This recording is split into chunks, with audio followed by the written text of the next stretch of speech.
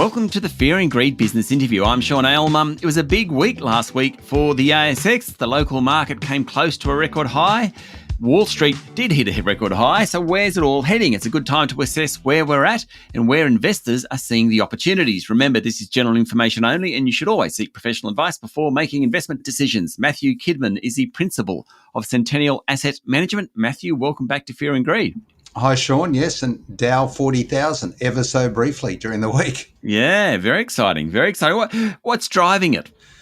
Well, really, when you look at it, we had a ripping run from probably the end of October, start of November 2023 into the end of March. And that mainly was based around strong US economy, things not as bad as whatever. Just remember, we're supposed to be in a recession by now, given the interest rate hikes of the last couple of years, but it wasn't.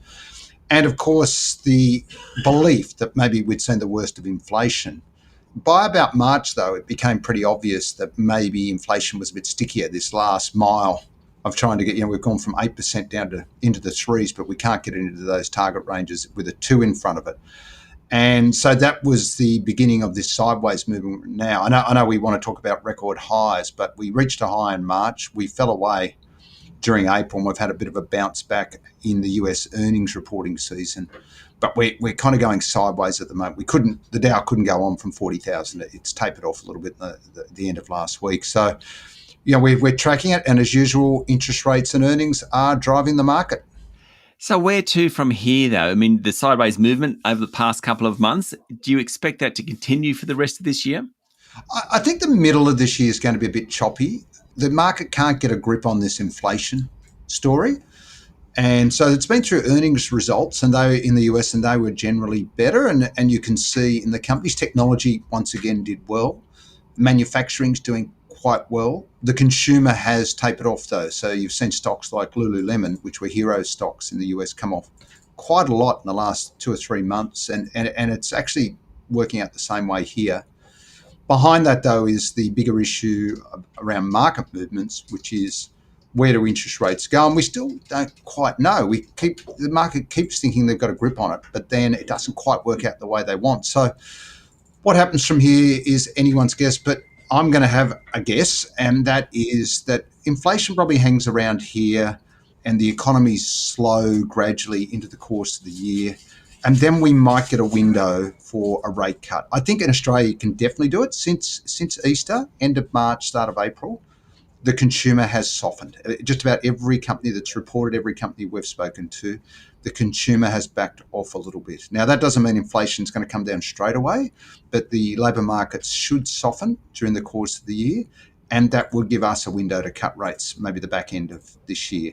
In the US, it's a bit harder because we've got an election and we've still got a reasonably strong economy, even though things are slowing as well. So it's either September or it's December for them, because I don't think they're going to move in that meeting just before, just around the election there in November. So the window is getting very tight for a rate cut. But that, if we could get a rate cut, that would help markets along. So, I want to come onto the local market now, but I just want to briefly ask you about Nvidia. How does it just keep going? Well, its earnings just keep going. Yeah. Not only is the demand, obviously it's in the sweet spot for listeners who don't know it, it's the absolute star stock globally, and it's more than double. It's up 239% in the last year, but it's not a small stock. Its market cap is soaring towards $3 trillion. It's right up there with Microsoft and Apple these days. It's one of the big stocks. What amazes me is not only the demand, because they make the chips those high-powered chips that allow artificial intelligence, which needs a lot of power to work, and they've got, they're the main manufacturer of those chips. So it's driving this whole revolution around artificial intelligence. But what amazes me is not so much the demand, which everyone wants these chips, it's the fact that they're able to supply them. Yeah. Their ability to ratchet up without, because that normally when you get super growth like these guys have, it can come unstuck because it just causes too much pressure on the internal mechanics of a company. But they're flying. Their earnings, their quarterly earnings last week were high expectations, and guess what? They beat it, and they gave you a stock split, and everyone's jumping up and down. It's real party time in that area of the world. Stay with me, Matthew. We'll be back in a minute.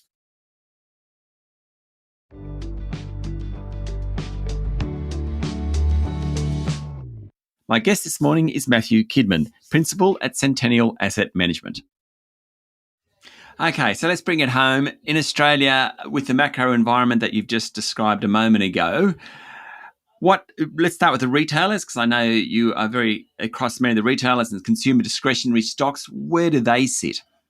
Yeah, so I think the retailers, they've peeled off as a group, especially the discretionary guys. So always there's the non-discretionary, which are Woolies and Coles, and maybe you fit Wesfarmers in that with Bunnings, where staples, and of course Metcash. And then you've got all the discretionary guys, from the electronics to apparel to a whole raft of different furniture and so on. They've been peeling off for the last 2 or 3 months pretty aggressively. They've been the laggards in this market. But I think we can set up, if interest rates can stay steady in the middle of the year, we're getting those tax cuts in July. So maybe we're heading towards a bit of a bottom in the middle of the year. And if we do get an interest rate cut before calendar year's out, and I'm not saying that's certain, but it's a possibility if inflation can just ease a bit, then maybe we're getting a good setup for consumer stocks in the back end of the year. It's not now. They're being sold. The consumer's been very hesitant. Confidence is down since I said that Easter period. So, but watch out for them over the next 2 or 3 months in the dark winter, probably when everyone goes on holidays in July, school holidays. Everyone chuffs off, and they might be bottoming out then. But we'll have to watch it carefully. Next lot of results, but it could be setting up a good opportunity.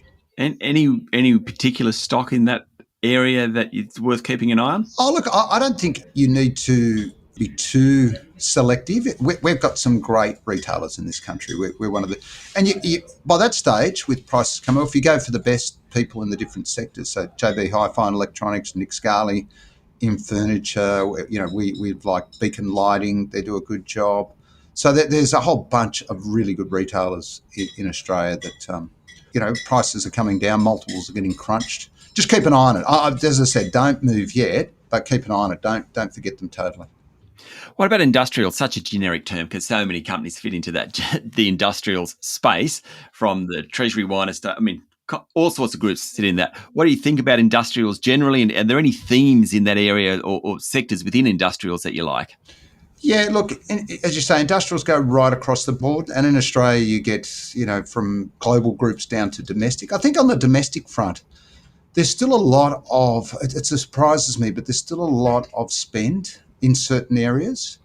So the energy transition is a good place where there's been money spent. There's little companies like Genesis Plus that builds the poles and the wires out there. There's infrastructure stocks that do, telcos and other infrastructure like ServiceStream.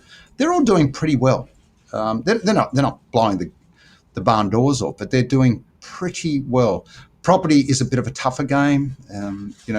Industrial's probably now leveling out after an incredible period, and commercial's still tough. So construction's a bit tough. We know residential buildings down. So it's a bit of a mixed bag across the board. Some are doing quite well if they're in the CapEx cycle or the government spend cycle. Others that are related to maybe the property cycle, not so well. What about the media stocks? Yeah, been smashed, haven't they? Not great. The media cycle, it's a bit of a hard one in Australia because media has had structural change, just not cyclical, over 20 years. So what we can buy is probably a bit limited in the sense, they're free-to-air television and there's still newspapers and so on, rather than in the States where you get those big platforms, whether it be a Meta or one of the social platforms. But that said, I think we're maybe getting to a cyclical low on those as well. And once again, it's a bit like the retailers. There'll be a time during the course of this year, do they represent extreme value, even if there is structural change. So keep an eye on them. There's Seven and there's NEC and there's outdoor media with RML and so on. So there's opportunities just because they become incredibly deep value. And executives are pessimistic, a lot more than anyone else. And that, companies' boardrooms are always slow to realise that things turn down and really slow to work out when things turn up. Follow the consumer. They're always at the head of the pile. As long as they've got a job, they'll defer purchases for a while, but if they feel secure, they'll still go out and buy something because they always need it, whether it be a car, a fridge, or whatever it is they need in their home or in their personal lives, they will move. And I can't let you go, Matthew, without asking about financials. My favourite, of course. Yeah, well, you would have been in heaven. We've just had the banking results. It's great fun. Yeah, and so the bank's probably done a little bit better in general. It was a bit mixed between the big four. CBA only gave you a quarterly update. The others gave you the half. And the half-year results were generally a little bit better. Net interest margin, which everyone watches closely, is probably levelling out. It's still going backwards a bit, but it's quite complex about loans they're writing today compared to loans they wrote 3, 4, 5 years ago. The margins are down a bit, but that seems to be levelling out. Growth is not too bad. It's probably bottomed as well. The banks are expensive, though, and I've said that a lot. CBA in particular is an expensive bank globally.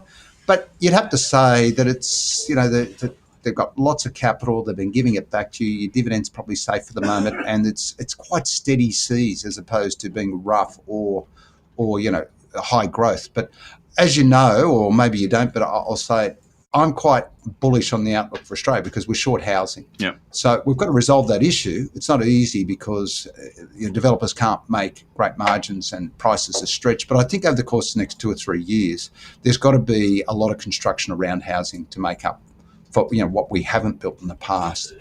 So that could be a great boost. Get that top line growing, NIM stabilised, but it's not quite there yet. So there's a couple of things you've got to wait on, whether it be retailers, media, banks, I think, to really get confident. But they're in front of us. It looks reasonably positive in the medium term.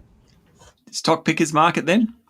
Yeah, it always is. I mean, what's doing well in this market as the consumer slows is obviously those growth companies that don't really care about that. Yeah. And so tech seems to have raised its head again. If you look in the US, then the Nasdaq's popped its head up again. It's done best again, even though everyone said it couldn't do. Nvidia, as we talked about, but even in Australia, we saw a good result from Xero last week, smaller one, Gentrack. So they're on their own growth path, and people huddle back into those growth stories while the cyclical element. So I think those markets are pretty good. Resources are a bit mixed, but there's some opportunities there too. It's a stock pickers market within resources. So copper's been on a tear. Not a lot of exposure there in terms of Australian market. Iron ore's held in steady while other things have fallen right away, as we know. Nickel's been a problem. So, yeah, you're right, stock pickers market, but probably anyone who can deliver some growth and not be too caught by the economic cycle is where you want to be. Matthew, thank you for talking to Fear and Greed. Thanks, Sean. That was Matthew Kidman from Centennial Asset Management. This is the Fear and Greed business interview. Remember, this is general information only, and you should always seek professional advice before making investment decisions. Join us every morning for the full episode of Fear and Greed, daily business news for people who make their own decisions. I'm Sean Aylmer. Enjoy your day.